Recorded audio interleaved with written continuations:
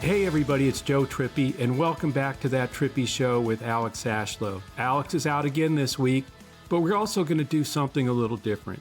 Joining me today is Yevgeny Simkin, one of the co-founders of Says Us, and somebody I deeply respect his understanding about bots and censorship and what's going on today in the world of social media and how it's impacting people. I've got a lot of questions. I'm sure you do too. But, first of all, is what the hell just really happened? And what impact the social networks did they have on this election? The bots, the algorithms, and all those things. Jenny, welcome to the show. Hey, Joe. Thank you. Great to be here. I want to start first just to give people some of your background. You and I first met when you and Michael Sprague were building Samizdat Online. And I want you to explain what that is and how it's working and why. I mean, your commitment to democracy and to freedom of speech and those things, and sort of capsulize that for people. Sure. So actually, before I say that, I'm going to actually add another maybe 15 seconds of some preamble about who I am and why any of this is important to me.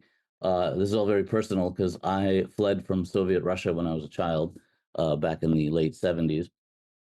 So I have the personal experience of seeing the contrast and knowing, with my own skin and bones, what it means to live in a dictatorship, an actual dictatorship, under an actual fascistic regime.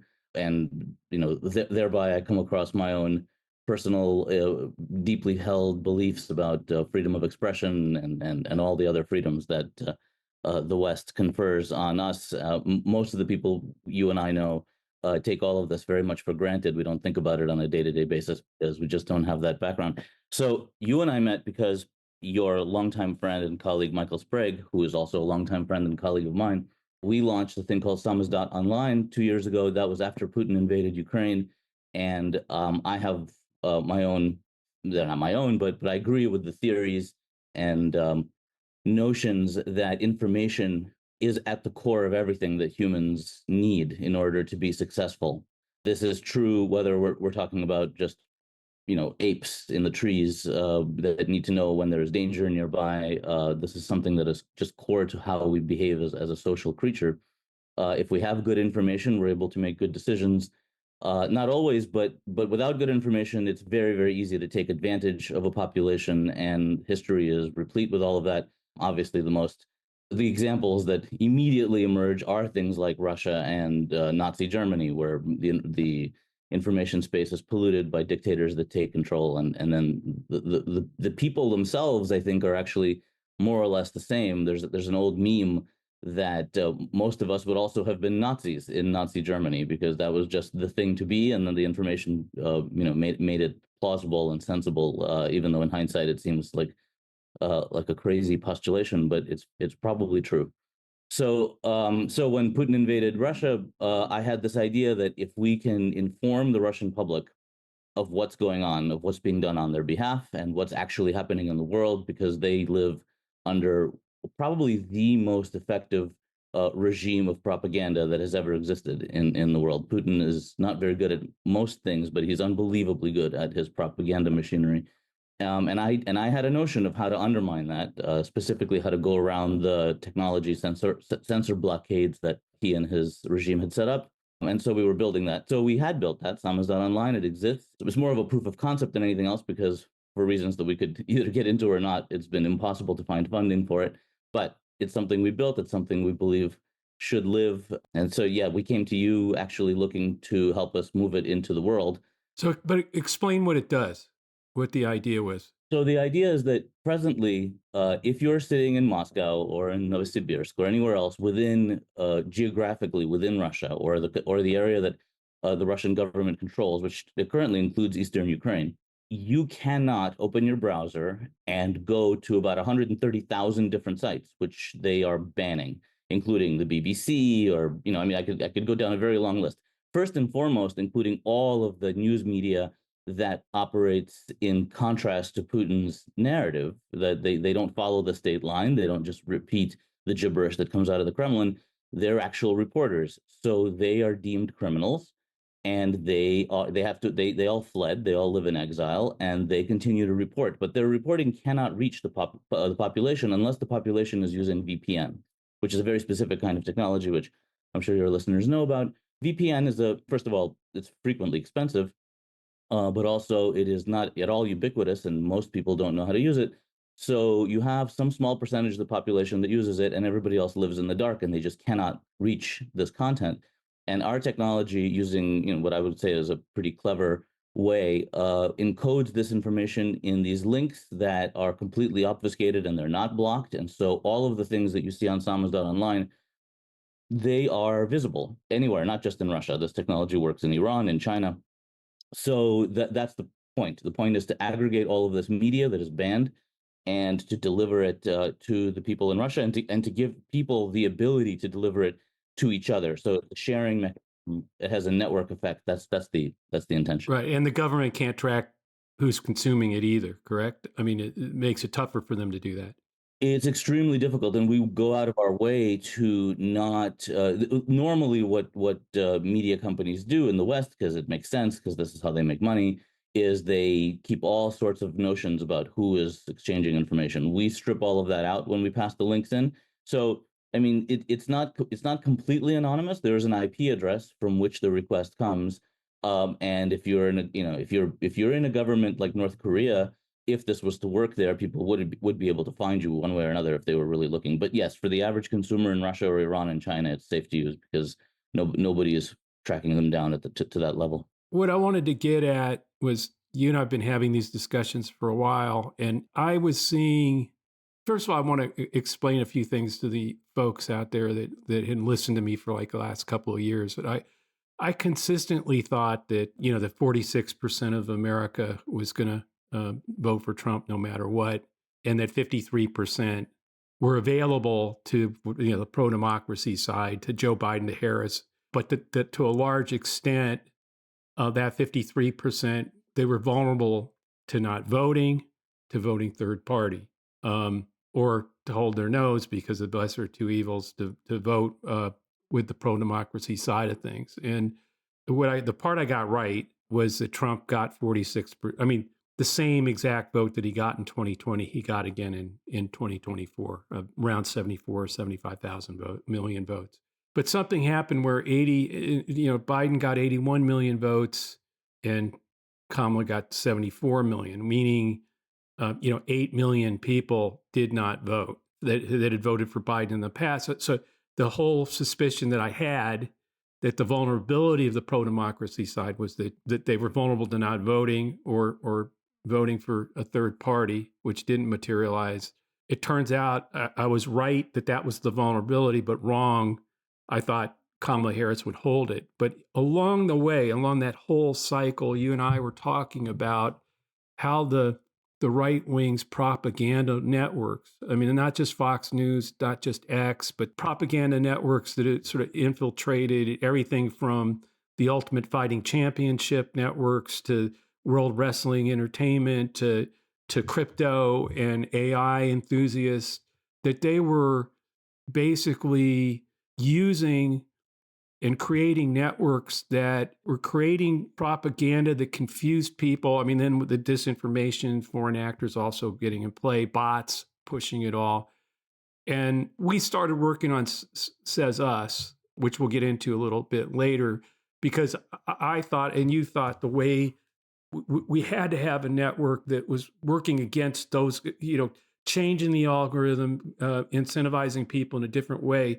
But we'll get into that. But I wanted you to talk about your perception of whether I'm right, or whether you agree with me about the rights networks and the way Elon Musk and Trump right has been kind of created the confusion and lack of ability to find the truth and all those things that you know so much about. I mean, as you understand, this is an unbelievably complicated subject, and if this podcast was 2 weeks long, we would maybe start to unearth some of the truths. So, in very broad strokes, obviously, there is a propaganda machinery which is nefarious and active and real, which is influenced by foreign bad actors, and that played some role here. I would argue that played a much bigger role in the 2016 election. There's been a ton of research done about the exact ways that all of this was done. I'm sure we could provide your listeners with links to all of that research if they're interested in that. I think in this election, and I'm not you're the expert in this regard. I'm Archie Bunker. In this election, my intuition is that there was a sense in the public that Trump had already been president and nothing terrible happened. I don't know how, but a ton of people simply were able to dismiss or discount the coup at the end of his presidency, which they just wrote off as well. Nothing, look, the institutions held, they say, right? And my position is, well, they really didn't. It came down to a few individuals who managed to prevent a catastrophe. That's not institutions. That's people. That's individual people who chose to do the right thing. So there's nothing inherent in the system that prevented Trump from doing what he did. But anyway, I can't think for the public. This is my position. The public doesn't seem to feel this way. They see this guy as a clown and as a kind of a moron, but they have their grievances with the system. Many of these grievances are actually quite rational. And you have a giant bureaucracy that isn't serving the needs of many people, and people are frustrated. Also, people are very fickle. There's Freud actually had a brilliant notion called the narcissism of small differences. And what he meant by it was that if you zoom in enough on any problem, it becomes gigantic. So if you're at 30,000 feet, all the mountains look pretty flat, or at 80,000 feet. But once you get down to ground level, things look pretty difficult. And so it's impossible for people living today to compare their lives to the lives of their grandparents and say, actually, we have it really, really great. But I'm talking about the network. Yeah. I mean, no, I hear. Yeah, look, here's my theory of the case that we're living in a propaganda media ecosystem that the right's largely created. Maybe I'm wrong about that, but that's what I think. And that the goal during this entire campaign, the whole 2 years, was convincing everybody that everything is bad all the time. Yeah. And that it was insidious, and that it was the bots and the algorithms and the influencers on the right were pushing that across every network that they could get into. That is true. And yes, and so I didn't mean to disagree with you. I mean, actually, I don't disagree with you. I agree with you completely. There is a pervasive network, but at this point, it's driven by bots, but it's just driven by the way the social networks are built. They're built to elevate frustration. They're built to elevate anger. They're built to make that the driving factor around which people see things. And it's unfortunately, the place where I mildly disagree is that it's not driven specifically by the right. The right has just managed to weaponize it much more effectively. But every media outlet, like including the New York Times, right, which they're regarded as the paper of record. Sure, their headlines don't begin with you won't believe about what we're about to tell you. It's not quite that salacious. It's not that tabloid. But what they're reporting and how they're reporting conveys the message that we're living in the end times, and everybody just needs to be hiding under their sofas. Right. But that's also because the other networks are then amplifying that, creating more clicks, and then we go down the doom scrolling to hell. Correct. Which gets me to why what I think became clear to me, that either you create a social network that's built differently to incentivize different things, or we're forever now in the world of a downward spiral of everything's going to be bad all the time. What gets the most clicks? What gets the most people to? I mean, democracy cannot be sustained if people don't trust each other and they don't trust the information they're getting. So you either have to create a place where people do trust each other and they can trust or verify for each other the information we can all agree and trust. Those are the cornerstones of democracy. And I think the cornerstone of how any resistance has to reside in such a place, because if it tries to reside on blue sky, or I have nothing against any of the other networks out there, but they're basically, as you said, even the New York Times, they're all part of that same ecosystem. some of them didn't create it, but they're now all part of it and amplifying it. So this gets to why says us, and what's your give people your take on what says is trying to be and what you hope it will be and how we're going to evolve to get there. Yeah, absolutely. So I've been watching the social media platforms very closely, and I've actually been thinking and writing about them. In my case, at the Bulwark, they've published quite a number of my pieces over the years on the subject. The problem that I see, the primary problem with all of these technologies, is they are plugged into the incentive structure of engagement for profit and agitation for profit.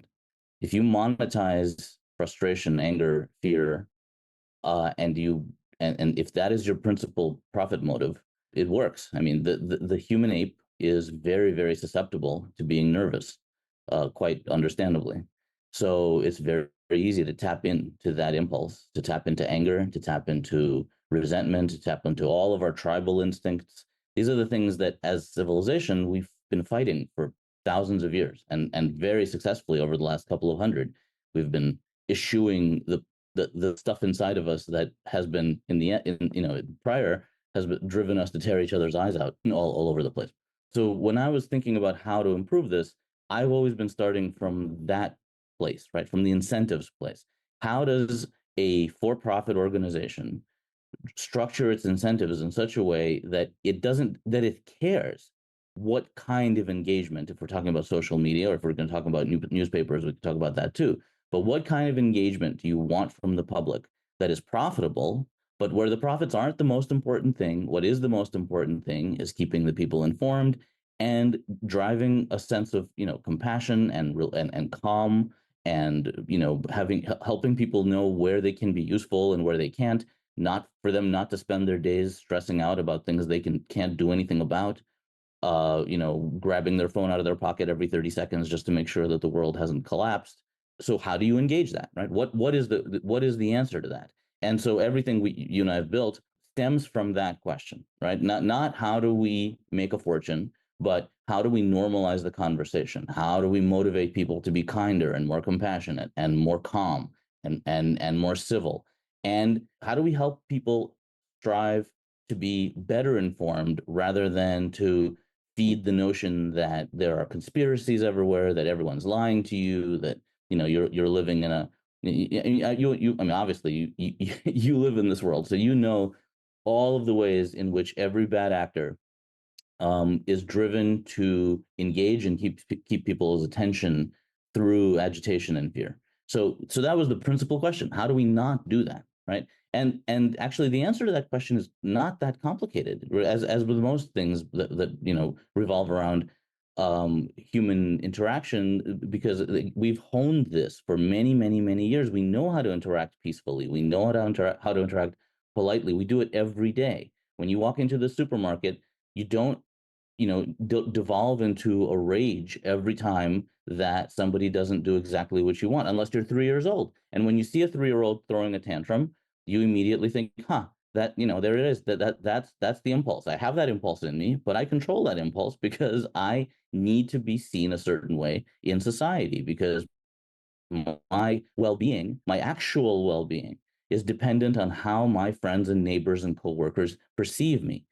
So that's why when you go out into the real world, people don't behave the way they do on Twitter, because on Twitter, there are no consequences of any kind for you expressing your raw impulses. And that is what is motivated. And Twitter loves it, because when you express your raw impulses, that drives engagement, both from you, because now you have to come back and see how people reacted to all of the crap that you've said, and from the people to whom you've said that crap, because now they're angry and they need to come back and they need to yell at you some more. So if you optimize for that, you're gonna get that. So we were like, okay, let's do something different. Let's not optimize for that. That's why, I mean, people ask, hey, why do you need my phone number? I mean, this is I just want to start at the basics. So the reason I want to start explaining some of these things to people, there's a Sure. reason we ask for the phone number. It's really simple. Yeah, and it's not, and it's unlike anybody else, right? We actually ask for your phone number for one reason only, and that is that in the modern technology of today, it is actually not that easy to get an SMS message to a fake entity. So we're trying to eliminate bots. We're trying to have people bring their own selves, their human selves, to a platform. The easiest way to do that is to require them to enter their phone number, and we'll send them an SMS. Now, we at the moment, just to be 1,000% transparent, at the moment we're actually holding on to those phone numbers, but that's, again, it's a purely operational thing. It's not a marketing ploy. We're not planning on using those phone numbers for anything. We're not planning on sharing those phone numbers with anyone. And in fact, there is a very near term plan to actually hash those phone numbers, so we don't even have them. We just need to know that it's a unique set of digits that we can represent with a mathematical hash. That's it. So the reason that we are doing everything we do, if every question that comes to says us, like, why are you doing this, the answer will always be, and I have the answer, it's always there somewhere in the mix. The answer is, everything here was designed to help people behave the way they do in the real world, and to Right. give everyone else the ability to see how people look in the real world. Right. So the phone numbers, just so everybody gets this, it's so we know. Look, bots don't have valid phone numbers. It's possible, but a bot farm buying 1,000 valid phone numbers for 1,000 bots starts to become economically prohibitive. I mean, it's an obstacle to stop bots. That's the first part of that. The second thing I think is, again, getting into why we're trying to develop reputation and identity on Says Us is because part of what happens on Twitter or X is Joe 1381 can say anything he wants, call anybody names, put the kind of hate and divisive language that gets all the everybody inflamed and gets the clicks. Develops a following doing that, and back and forth. And it's all because there's no penalty. It's anonymous. I can say anything I want, and there's no consequence to it. Joe Trippi, who is known to everybody in the community as Joe Trippi, we know who he is less likely to act that way. It's the town square concept of if you have a good reputation in town, people want to hear more about what you want to do, and that elevates your reputation, or what you're saying. That elevates your reputation. And on Says Us, the platform, because of the way the community's rating you, will elevate and amplify. That's what will amplify the post and that individual. A person who comes on and is name calling and just putting angry crap out there and is rated that way by the community, it eventually is relegated to zero reach. You can come on and name call all day long, but it soon, very soon, like within 24 hours, the community, at least so far, relegates that person to zero reach. And on our platform, we've talked about is like you have freedom of speech on Says Us, but you don't have freedom of reach. If you're a real human being and you put your reputation out there and you want to be the angry name caller, you can do that. You have the right to say it, but it will not get amplified, and you'll eventually go to zero reach. And so we're trying to encourage, and Jenny, you can speak to this, less blunt instruments like and repost are sort of blunt. You hit the like button. What does that actually mean? You have a variety of ways for people to engage with the content, to say it's insightful or it's important or, wow, that changed my mind, or that was mean. A whole variety of ways that you can respond to a post or to the argument made in the post or the video that lets the community have the say in what's important, what's insightful, and what is divisive, angry, and not something worth promoting. Jenny, can you give some insight into why that works or why you hope it'll work? So explain the reputation score to people too. I think that's important for people to understand. Yeah, for sure. So again, the very first thing you ask yourself, like, how is this? Why is this? Well, because this is exactly what happens in the real world. When you engage with people in the real world, they don't see you as a monolithic number, right? I mean, sure, in some sense, they think of you as a positive entity or a very positive entity or a neutral entity or a negative entity. So there is just a scale. But also, if you ask somebody like, well, what do you think about Joe Trippi, right? What do you think about him? What do you think about his Let's personality? not ask that. Let's not on the show, All right. please. What do you think about Yevgeny Simkin? Well, Yevgeny Simkin is he's very polite, and he tries to be. He tries to be very kind. He's not very smart though, right? He's not. He says a lot of dumb things. Sometimes I've heard him repeat, things that I know he could, if he just did a little bit more research, he would figure out that they're wrong, or whatever. There are a variety of ways that we present ourselves to the world. So what we're trying to do is mirror that in the platform through, and of course it's not going to be perfect, and we're like, no one's done this, so we're going to have to try it, try to tinker with it for a while before we can tune it. But the notion is that you may want to be you may be somebody who's fine engaging with people who are rude, as long as that you believe that they're operating in good faith, and you think that they're interesting, and you think that they've got interesting ideas. Maybe you don't agree with those ideas, but you want to know what their ideas are, so long as that they're conveying them politely. So That when could be like the Lincoln Project, for example, might fit into that for because we have a propensity to be kind of rude when we go after things, but people can decide whether they want that in their feed or not. Is what you're saying? exactly, Yeah. yeah. So this is designed to, because when you're talking about freedom of speech, and I again, as I said at the outset, my belief in freedom of speech is pretty absolute. I think that, for example, I will take the stance that I think Germany makes a mistake in prohibiting their population from engaging in Nazi rhetoric. I think that they should because it doesn't. It's not because I love Nazis, right? I'm a Jew. The fact is, I think it doesn't work to prohibit things. I think that it just creates a situation where all of the worst stuff is festering in the dark and you don't see it. So let people speak. Let them say what they want to say.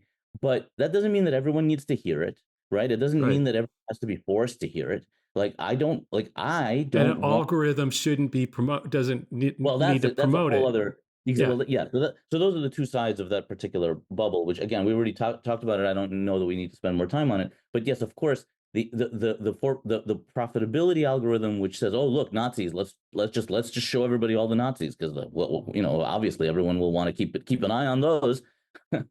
So the idea is that what we're trying to do is we're trying to operationalize this notion that people carry with them their personalities, that and the community grades that, right.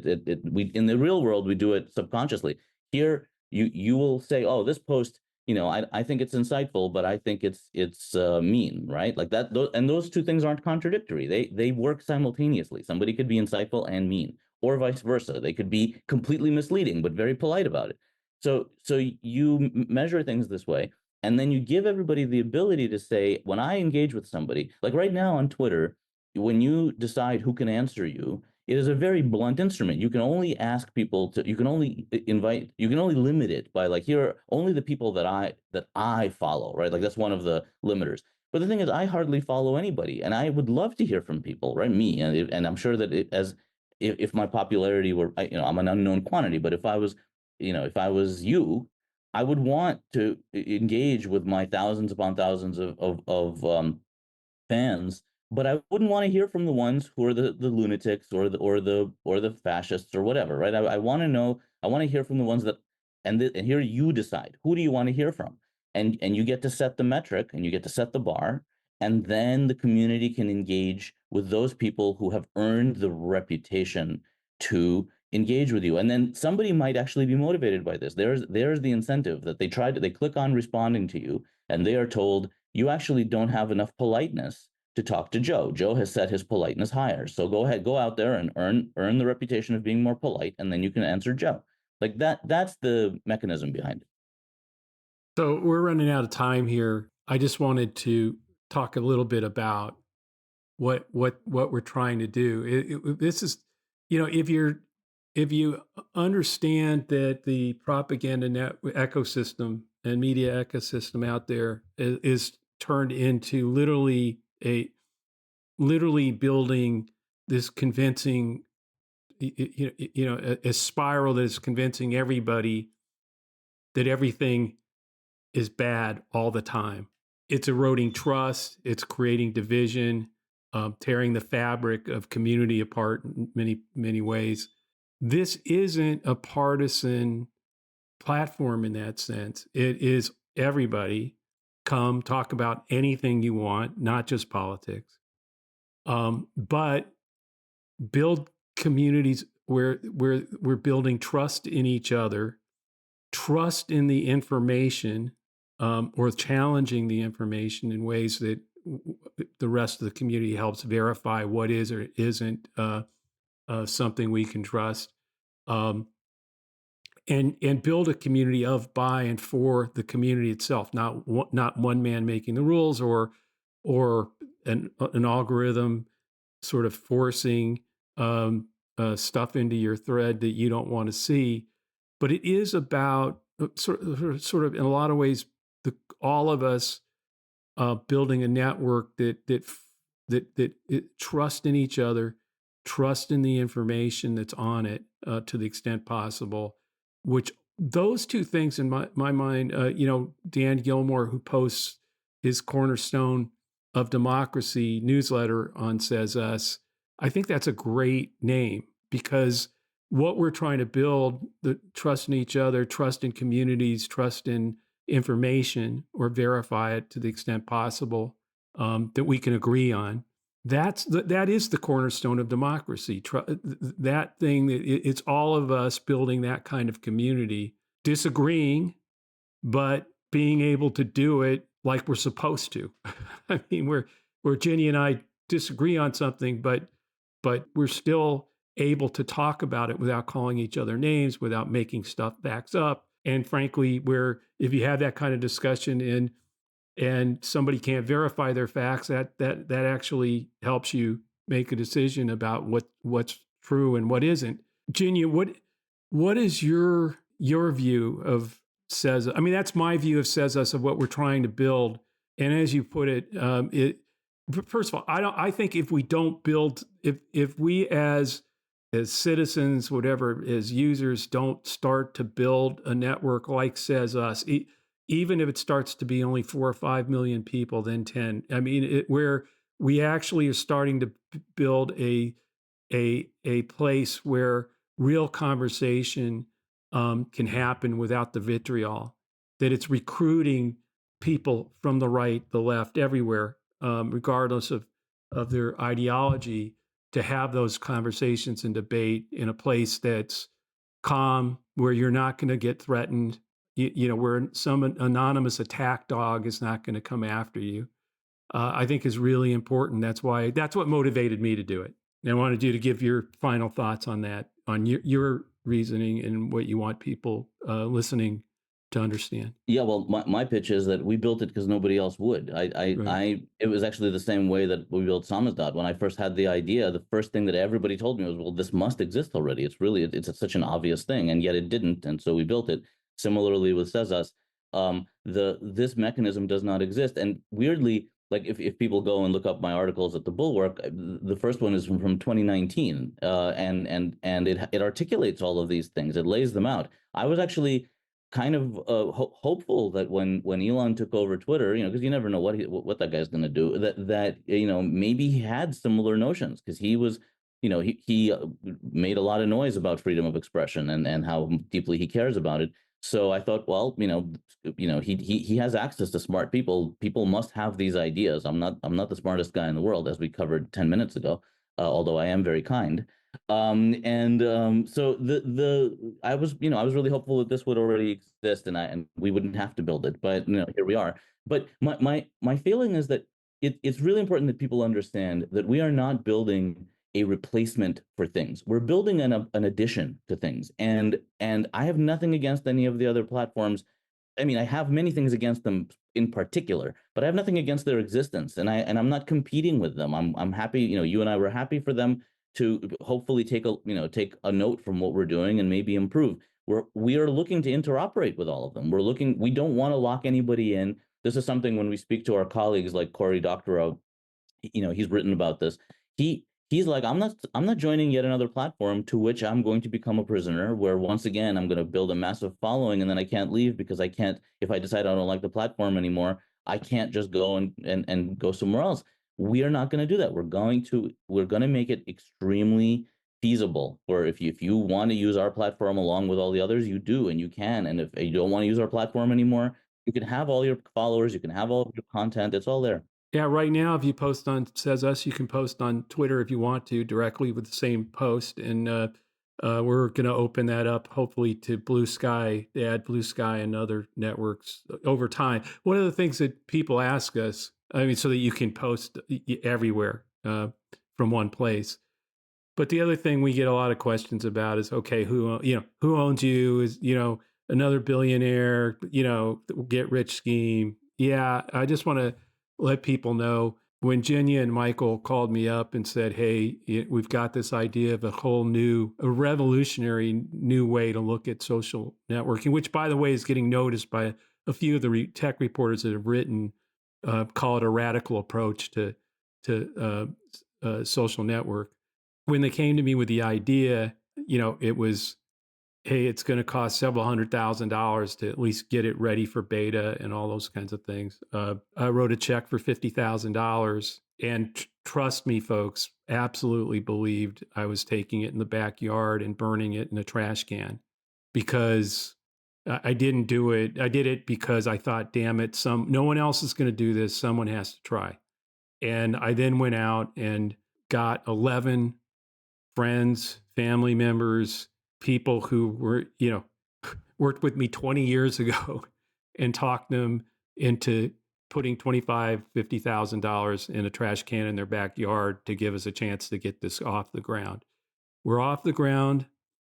Several thousand people are joining. People from 80 different countries, over 80 different countries have joined. I hope that you'll take a look at Says Us. We'll put a link in the show notes. Also, a link to the Wired story about what Samizdat.online will be in there. But in the end, I mean, we still are going to have to go out and raise, $4 or $5 million to get this thing, to sustain it as we continue to grow. That's what the motive is here. It's to build something that no one else will. And everything that everybody is building is adding to that downward spiral of everything is bad all the time, that the right has totally gotten what those networks do and how to use those algorithms and use the clickbait to convince millions of people, stay home, none of this matters, it's all bad anyway. And that's a downward spiral that will not sustain democracy and will fuel an autocracy, an autocratic party. And that's why this isn't partisan. It is about building the cornerstones of trust and community that are so necessary for any democracy to sustain. Dick Gephardt, who was a member of Congress a few decades ago, keeps telling me that autocracy is the default system for humankind, that for the 10,000 years, that was the default. Everything was always defaulted to authoritarianism. And that only recently, I mean, that we're an outlier. Democracy is kind of an outlier. Can I recommend a book? And so people will know we're not partisan. Jonah Goldberg, right? Who I'm sure you guys have many disagreements politically and so forth. He wrote an absolutely wonderful book called Suicide of the West. And within the first 50 pages, you will find a very concrete and very compelling explanation of how what we have today is a miracle. Right. And he literally calls it a miracle. It's entirely, if you think about what apes look like, if you've ever seen footage of what happens when a tribe of chimpanzees grows beyond 75 members, it is absolutely brutal. Don't let your children watch it, right? They will have nightmares for a long time. This is who we are as a species. Right. So yes, of course, autocracy and tyranny and oppression and the power dynamic where somebody rises to the top and then holds everybody down, that is our nature. Right. So the miracle of government and the experiment of can government of, by, and for the people long endure, that miracle, that experiment has been around for about 230, 250 years. The real question, I think, now is to sustain it, for it to long endure. The real question is, and this sort of where it gets to Says Us, is can a in a world where social networks have the impact they have, can a social network of, by, and for the community long endure because and build and grow? Because if not, then I think social networks and the current way they are operating and the current and who have taken advantage of them through their propaganda, unless there's something that starts to stand against that is of, by, and for the community, as we all know, the experiment that has been that miracle is going to go away. We're going to lose it. And by the way, I thought the whole time we've been building this that maybe we were too late. That I'm hopeful that that's not the case. But help us build this thing. Tell your friends. It's real important. Check the show notes for the Wired story on Samizdat online that we'll put in there, and the link to Says Us. And I hope you'll check it out. Jenya, thanks for coming on. Really good talking to you. And I hope people learn a lot. Thank you for everything. Thank you for everything you're doing in general. You're a good guy, and I appreciate you. You are too, and I appreciate you as well, and Michael and the team that's been building this. Thanks everyone for listening to That Trippi Show. Says Us is now live. Sign up and free yourself of the Elon doom scrolling at sez.us. This podcast will always be free and is part of Resolute Square. Check out the latest at resolutesquare.com/Trippi. Please subscribe to That Trippi Show. Leave a review on Apple or wherever you listen. Also, if you're listening to this episode on YouTube, please like and subscribe to get alerts when we post the next episode. You can always send us a question to thattrippishow@gmail.com or leave us a question and review on iTunes. We'll see you next week. Thanks, everybody. Thanks, Jenya. Thanks, Joe.